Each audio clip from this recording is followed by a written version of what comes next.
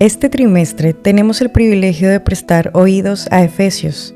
Efesios habla especialmente de tiempos como el nuestro, en los que el encanto del mundo y el paso del tiempo amenazan con entorpecer el discipulado cristiano. Acompáñanos al bosquejo de la lección de la escuela sabática junto al pastor Daniel Posé.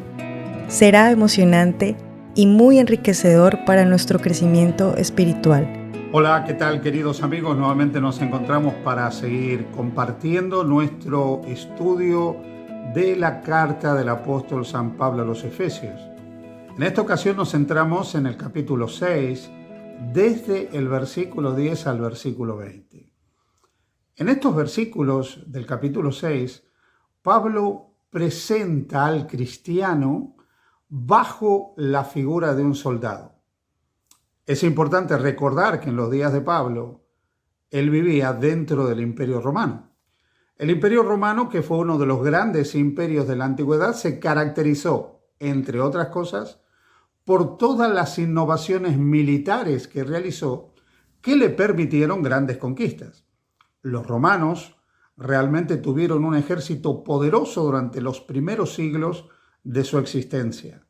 Una de las creaciones del Imperio Romano, adoptada en buena medida también de los griegos, fueron las legiones y la forma de trabajar de las legiones cuando ellos atacaban en forma de falange.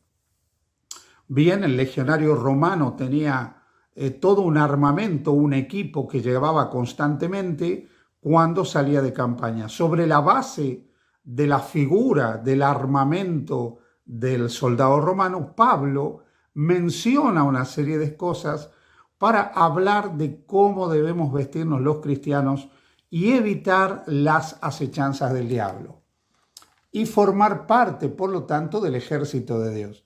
Esta figura militar hay que entenderla en el contexto del apóstol San Pablo, que vivía bajo la Pax Romana y vivía en un mundo que estaba prácticamente ocupado militarmente por el Imperio Romano, que había extendido sus conquistas desde las Islas Británicas al norte de África y desde Hispania hasta el Rin.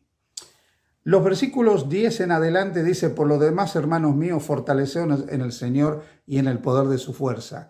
Y luego dice: ¿por qué? Vestíos de toda la armadura de Dios. ¿Para qué? Para que podáis estar firmes contra las acechanzas del diablo. Si hay algo que Pablo tiene claro y que nosotros no debiéramos olvidar en ningún momento, es que vivimos en el escenario del gran conflicto. El enemigo constantemente quiere destruirnos, quiere derrotarnos.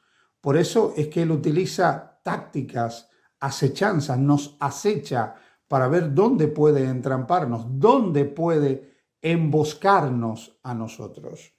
El versículo 12 dice que esto tiene el propósito, usar la armadura de Dios, para poder enfrentar a los gobernadores de las tinieblas, a estas huestes espirituales de maldad. Así pues, ¿por qué tengo que usar esta armadura? Bueno, porque en el marco del gran conflicto entre el bien y el mal, estas fuerzas oscuras, estos poderes tenebrosos, constantemente están al acecho para ver cómo atacarme, cómo destruirme. Entonces, la armadura me defiende de ellos. La armadura, evidentemente, tiene unas características que permiten que estas acechanzas del enemigo de Dios no tengan el mismo efecto si no tuviera esa armadura. Y aquí empieza a hablar de las características de la armadura a partir del versículo 13, pero va diciendo algunas cosas. Por ejemplo, versículo 14, estad pues firmes, ceñidos vuestros lomos con la verdad y vestidos con la coraza de la justicia. Fijaros, dos cosas interesantes, la verdad y la justicia. La verdad que Pablo menciona aquí es la verdad centrada en la revelación de la palabra de Dios. Hay muchas cosas que uno puede creer y hay muchas cosas que se pueden decir, pero la Biblia es la verdad. Y hay una verdad revelada por Dios que es la que contribuye, si la aceptamos, si la creemos, a que nosotros nos podamos preparar para la vida eterna. Esa verdad es, en primer lugar, Jesucristo. Él es la verdad. Pero esa verdad es también la revelación de Dios en Cristo Jesús y todo lo que Dios a través de los profetas y apóstoles nos ha dejado en la Escritura. Si bien es cierto que esa verdad debe ser entendida e interpretada correctamente, toda la Escritura, toda la palabra es verdad. Así que por un lado la verdad y por otro lado la justicia. La justicia en la Escritura no solo es una vida justa, una vida recta, como lo menciona el Antiguo y el Nuevo Testamento, sino ante todo es la justicia de Cristo. Aceptar esa justicia de Cristo imputada e impartida, la que me da el perdón y la que me da el poder para la transformación.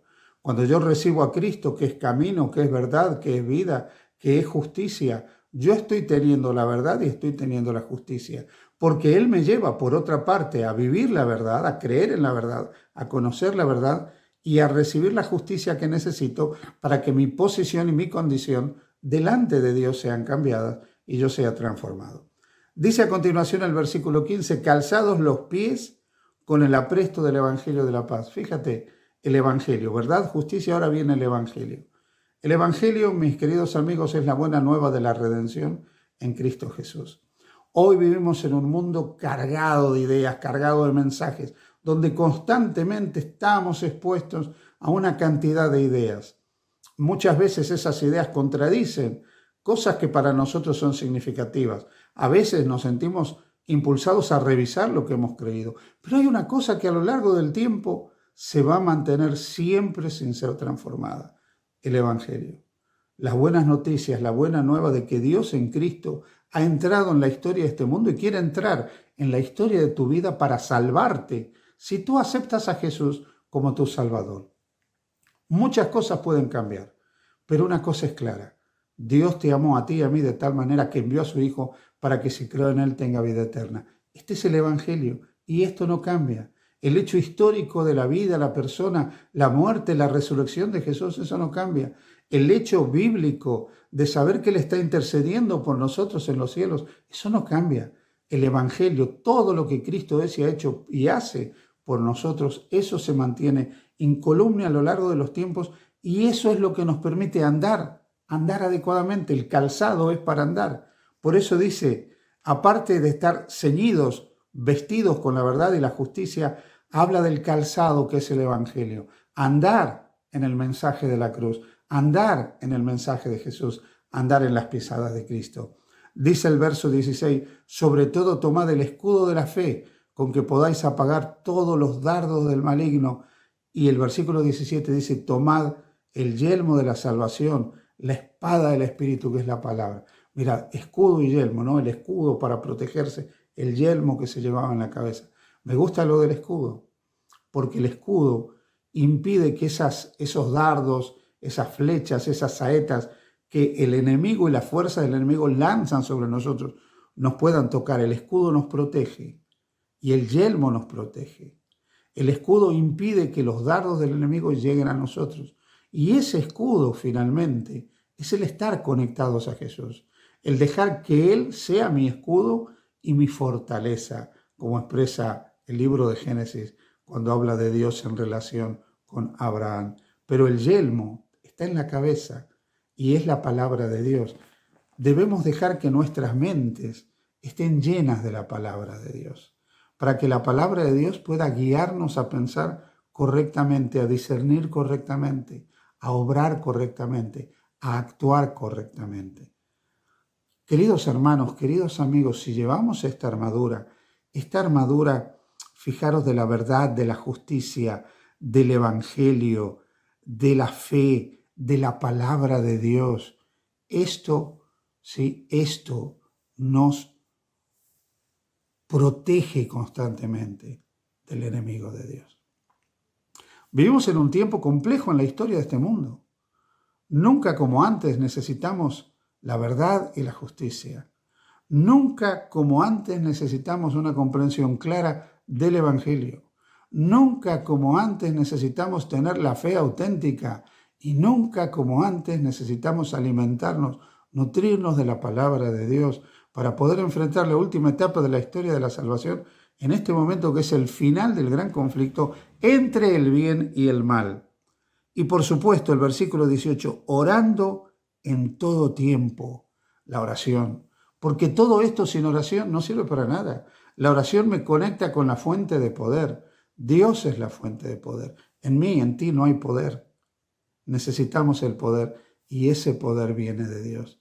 Así que toda esta armadura de Dios tiene que estar enmarcada en esa relación, en esa conexión con Dios, para poder recibir el poder que nuestras vidas necesitan, para poder estar firmes y perseverar.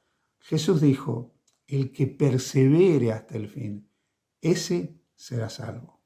Aunque el enemigo trata de robarnos la fe, trata de robarnos la esperanza, si nos vestimos con la armadura del soldado cristiano, podremos perseverar, podemos superar las acechanzas del enemigo y podemos finalmente llegar a estar la eternidad con Jesús. Que Dios te bendiga y que todos podamos ser verdaderos soldados de Jesucristo.